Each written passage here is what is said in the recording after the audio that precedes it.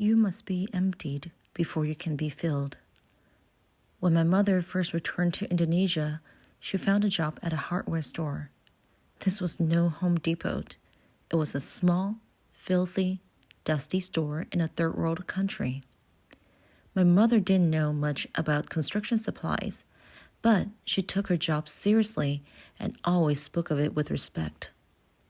I sometimes think about how hard it had to be for her to return to Indonesia. She and my father had left over 2 decades earlier as teenagers headed for the big city in China to advance their education. When they left, the family stayed behind. Their siblings must have looked up to my parents, young, resilient, hopeful, courageous. Over 20 years later, my mother, now in her late 40s, returned with nothing. Her homecoming to Indonesia was more than a relocation. It was an admission that they had failed. Eventually, everyone encouraged my mother to utilize her passion for cooking and open a restaurant. In fact, my grandmother asked all my aunts and uncles to chip in money, silverware, pots and pans, and even tables and chairs to start this new business. Suddenly, we were the ones in need of help. Not long after the restaurant opened, my grandmother passed away. I saw how her death devastated my mother.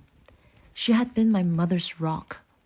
I later realized I had the same supportive reliance on my own mother. When I call my mother with a problem, she listens. She typically says, "I can totally understand." That's all I need her to say. And she does understand. She's been knocked down over and over again, but she always gets back up. She understands despair, exhaustion, worry, and fear. She understands these feelings because she's lived her life despite them for decades. My father also displayed the same survivor mentality upon his return to Indonesia. There was nothing he wouldn't do for his family. During each of our nightly family dinners in childhood, my father talked and talked and talked about being a good person.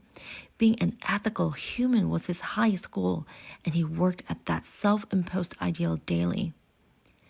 At their Indonesian restaurant, my parents were constantly being harassed by neighborhood gangs who barged in, wielding knives, demanding money and food. Not only was my father unafraid, but he also embraced them and invited them to share beer with him. His goal was not to please them. His goal was to touch their hearts so they felt loved. Many years later, in fact, one of the gangsters returned to the restaurant, stood in front of my father, and thanked him for inspiring to become an elected official in a nearby town. I often wondered why my father should have been pitied for his poor finances when he had the heart and soul of a hero. Likewise, could my mother really be considered poor when she had the riches of a loving, supportive mother? Should I note all of the things that were missing in my life when I had parents who consistently showed me the power of resilience and humility? Watching my parents, I learned there are several ways to view hardships. So much of personal success depends not on what happened, but on how you view what happened. Though much of what was occurring in my family was confusing, the work ethic my parents modeled was uncompromising. My parents were never afraid to start at the bottom. There was no job they wouldn't do. Their focus was not on the manual labor or tedium of their jobs. It was on my sister and me. It would be easy to look back on my life and focus on myself and my troubles.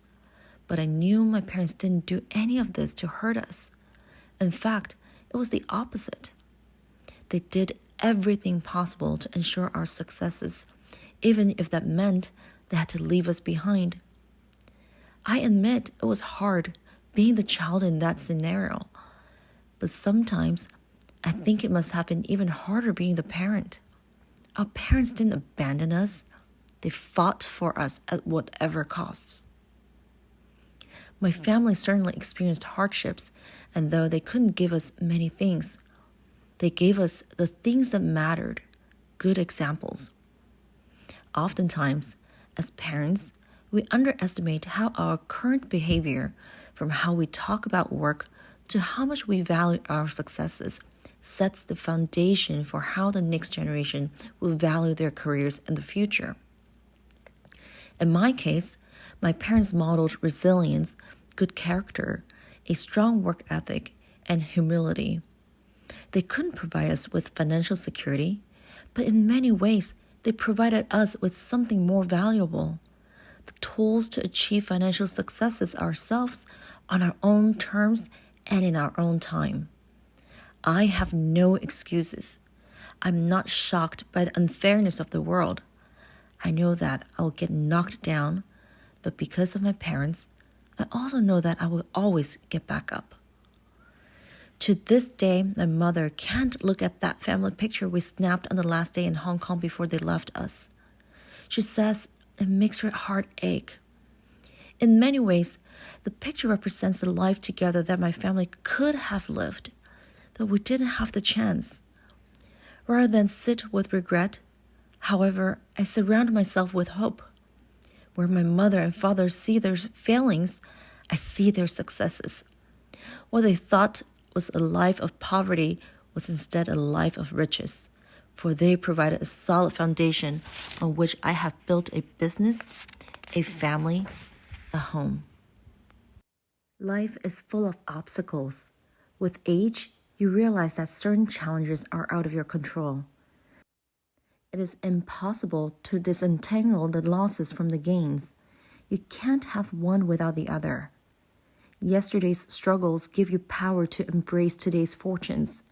Your success depends not on the obstacles themselves, but on how you view them. No matter how hard life seems now, know that better things lie ahead. You must be emptied before you can be filled. You must be emptied before you can be filled.